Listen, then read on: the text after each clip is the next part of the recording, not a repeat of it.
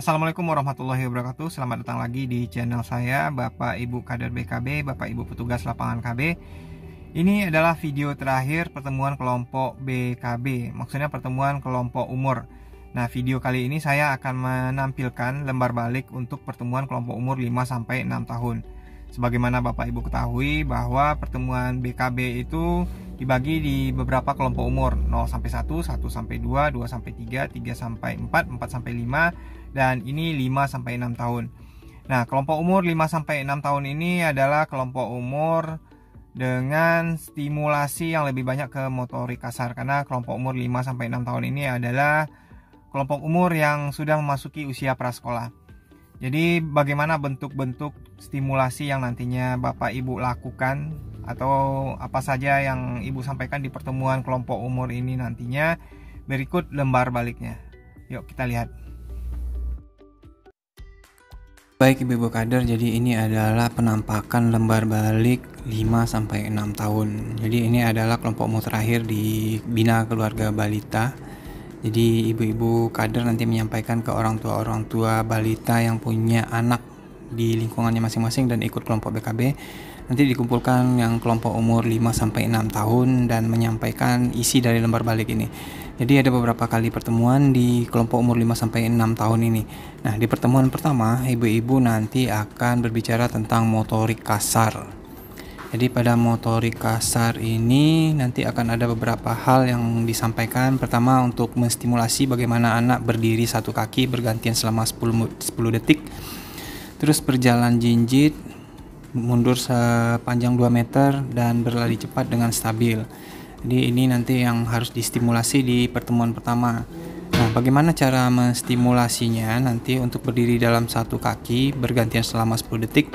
Alat bantu yang digunakan oleh orang tua di rumah nantinya hanya tubuh anaknya.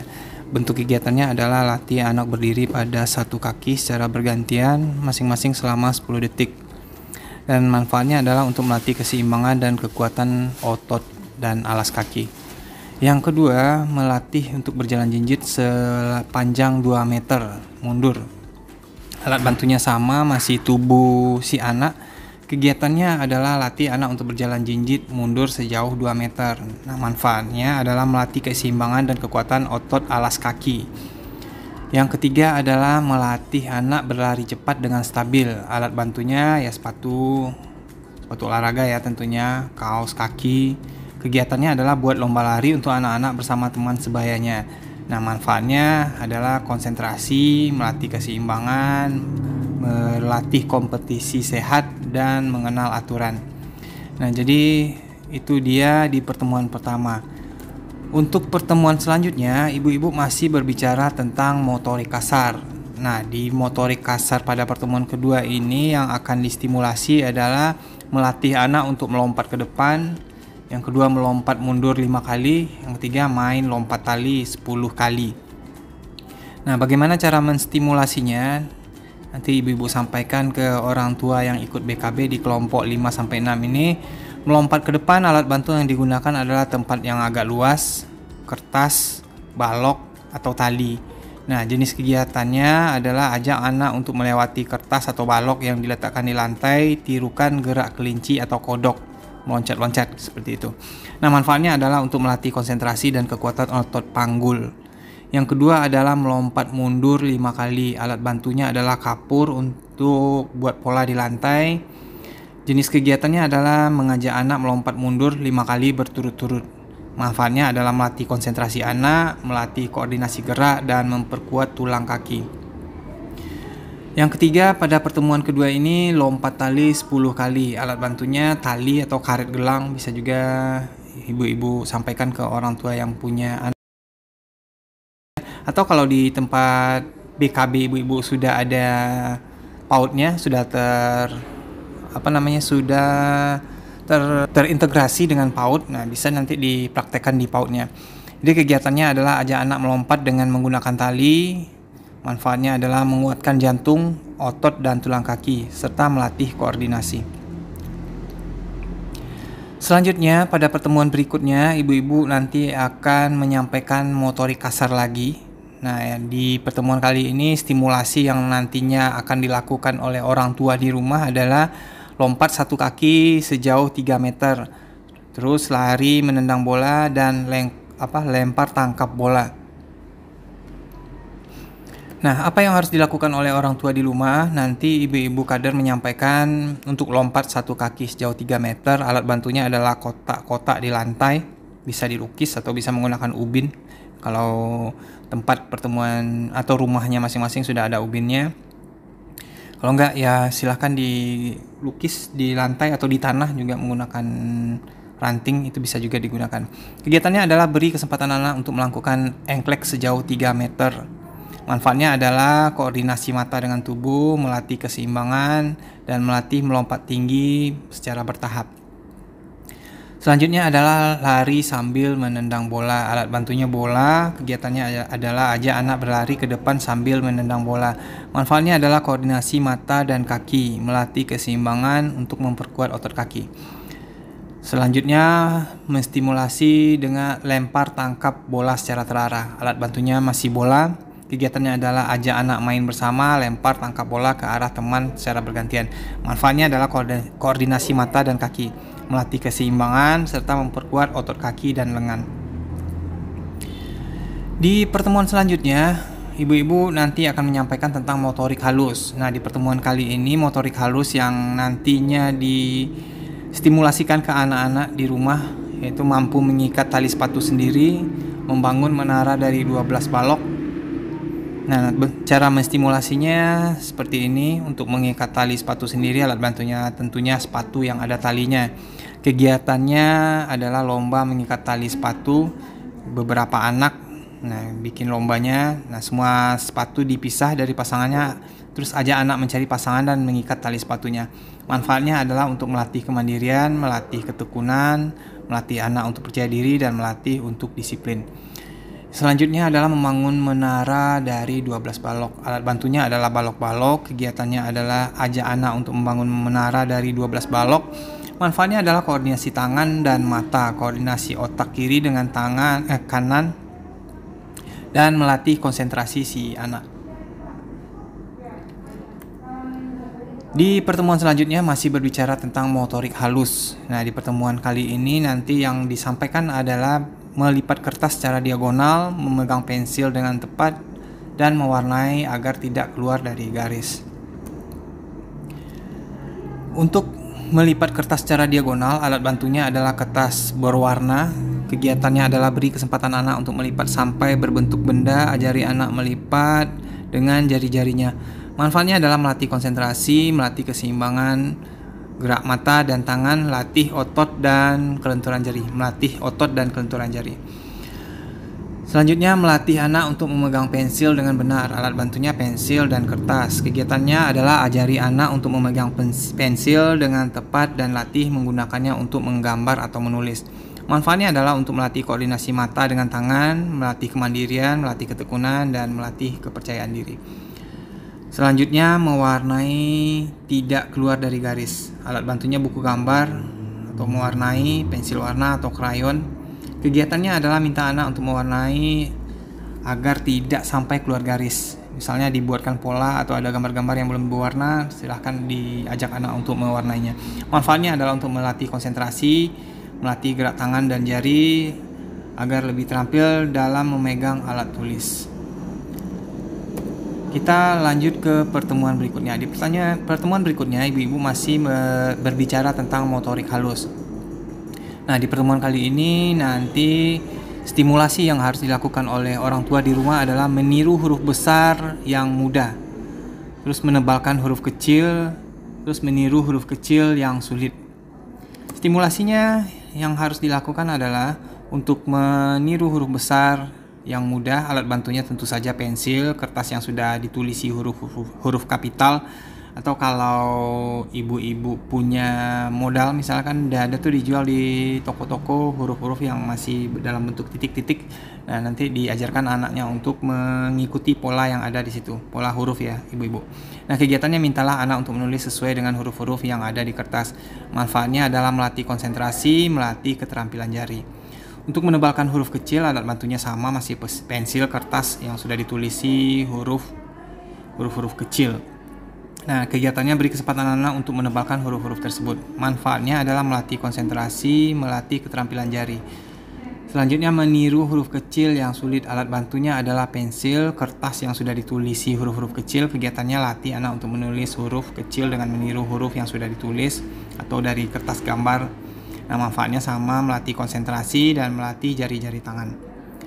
Kita masuk ke pertemuan berikutnya, masih berbicara tentang motorik halus. Nanti ibu-ibu kader menyampaikan di pertemuan kali ini bagaimana nanti meniru tulisan nama depan si anak.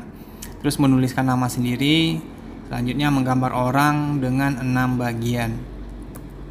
Stimulasi yang harus dilakukan adalah untuk meniru tulisan nama depannya. Alat bantunya sama dengan pertemuan sebelumnya, masih pensil, kertas yang ada tulisan nama depan anak. Atau ibu bikin titik-titik. Kegiatannya adalah beri kesempatan anak untuk meniru tulisan yang ada di kertas. Manfaatnya adalah mengenal namanya sendiri, juga melatih menulis namanya sendiri. Selanjutnya, stimulasi menuliskan nama sendiri. Alat bantunya adalah pensil dan kertas. Kegiatannya minta anak untuk menulis nama sendiri, ya khususnya nama depannya ya ibu-ibu. Nah, manfaatnya adalah untuk melatih gerakan jari dan tangan agar lebih kuat.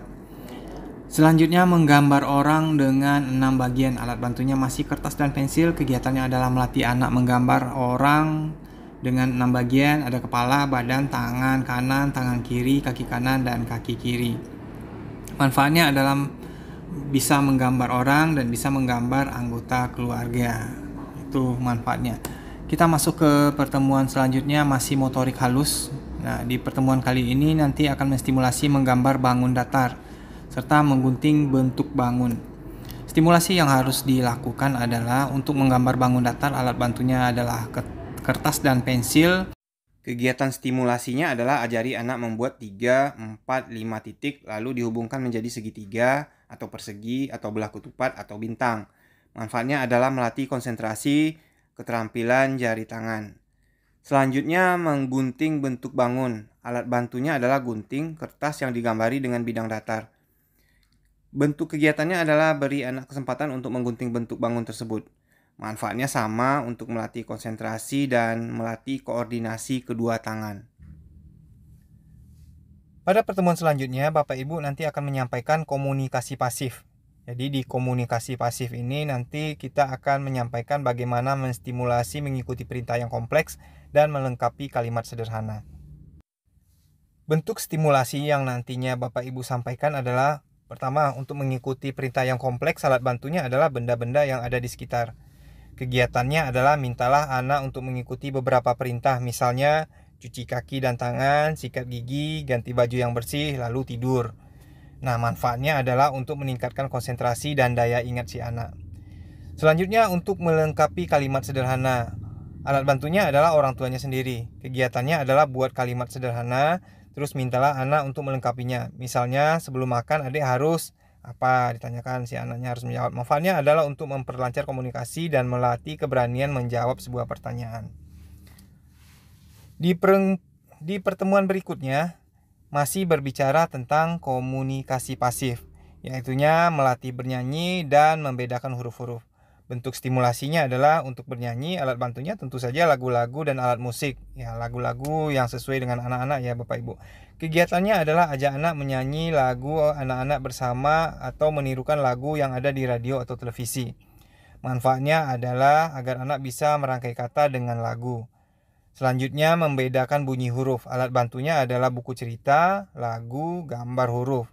Kegiatannya adalah ajak anak bernyanyi lagu alfabet, ajak anak main lompat dan injak gambar huruf secara bergantian. Manfaatnya adalah untuk mengenali benda, bentuk, dan bunyi huruf, serta melatih kesiapan membaca si anak. Pada pertemuan berikutnya kita akan membahas tentang komunikasi aktif, yaitu ikut serta dalam percakapan, bisa mengucapkan kalimat runut, dan bisa membuat kalimat dari 5 kata. Bentuk stimulasinya nanti adalah untuk ikut serta dalam percakapan. Alat bantunya adalah teman-teman sebayanya. Terus kegiatannya adalah latih anak untuk mengungkapkan ide, perasaan dengan kalimat sederhana. Biasakan anak menunggu giliran. Manfaatnya adalah melatih mengucap kalimat, melatih keberanian berbicara, dan belajar menunggu giliran. Untuk yang kedua, bisa mengucapkan kalimat runut. Alat bantunya adalah buku cerita, puisi, dan lagu. Kegiatannya adalah ajak anak membaca cerita, puisi, lagu, dan minta anak mengungkapkan kembali setepat mungkin. Manfaatnya adalah menambah kosakata, melatih daya ingat, konsentrasi, dan kreativitas. Terus bisa membuat kalimat dengan 5 kata. Alat bantunya adalah benda-benda yang ada di sekitar. Kegiatannya adalah latih anak untuk membuat kalimat dari 5 sampai 6 kata. Misalnya, kupu-kupu terbang di atas bunga mawar warna merah. Ini lebih ya. Manfaatnya adalah anak bisa merangkai kata, kalimat bermakna, dan tertata. Pada pertemuan berikutnya masih berbicara tentang komunikasi aktif, yaitu menggunakan kata penunjuk waktu, menjawab pertanyaan kapan, dan menyebutkan keterangan sendiri. Stimulasi menggunakan kata penunjuk waktu, alat bantunya adalah buku cerita atau lagu. Kegiatannya adalah latih anak menggunakan kata penunjuk waktu, misalnya besok, sekarang, kemarin, dan seterusnya. Manfaatnya adalah anak terlatih untuk merangkai kalimat dengan kata penunjuk waktu. Untuk menjawab pertanyaan kapan, alat bantunya adalah orang tua. Kegiatannya adalah latih anak menjawab pertanyaan terkait waktu, dikaitkan dengan kejadian nyata, misalnya kapan ayah pulang. Manfaatnya adalah agar anak terbiasa menjawab sesuai keadaan waktu. Selanjutnya menyebutkan keterangan diri. Alat bantunya adalah data diri si anak. Kegiatannya adalah latih anak menyebut nama, tanggal lahir, umur, nama orang tua, alamat rumah. Terus ulangi sampai dia bisa menyebutnya dengan lancar. Manfaatnya adalah agar anak bisa bercerita tentang diri dan lingkungannya. Pada pertemuan berikutnya, kita akan berbicara tentang kecerdasan. Di sini kita akan mengingat kembali pengalaman, membedakan yang nyata dan yang hayal, serta memahami 12 lawan kata. Bentuk stimulasinya adalah untuk mengingat kembali pengalaman. Alat bantunya adalah kartu gambar atau buku cerita. Kegiatannya adalah latih anak mengamati gambar, simpan gambar, dan minta anak menceritakan kembali, main tebak gambar yang hilang. Manfaatnya adalah melatih daya ingat dan konsentrasi. Untuk membedakan yang nyata dan yang hayal, alat bantunya adalah orang tua. Kegiatannya adalah jelaskan kepada anak perbedaan antara kenyataan dan hayalan dalam mimpi, cerita, dan film. Manfaatnya adalah meningkatkan imajinasi dan kreativitas. Untuk memahami 12 lawan kata, alat bantunya adalah keadaan yang ada di sekitar. Kegiatannya adalah kenalkan anak dengan berbagai lawan kata dari keadaan yang bisa ditemui di sekitar. Lakukan berulang sehingga anak paham. Manfaatnya adalah menambah kosakata dan daya ingat si anak. Pada pertemuan berikutnya, kita akan berbicara tentang tingkah laku sosial, yaitu menjalin persahabatan yang erat, punya teman dengan minat yang sama, dan mengenal keberagaman. Stimulasi yang nantinya dilakukan adalah untuk menjalin persahabatan erat. Alat bantunya adalah permainan kelompok. Kegiatannya adalah fasilitasi dan bimbing anak bergaul lewat permainan kelompok, misalnya ular tangga, ludo, kursi, musik, dan lain-lain. Manfaatnya adalah mengenali emosi, belajar toleransi, empati, dan berbagi, serta mengatasi konflik.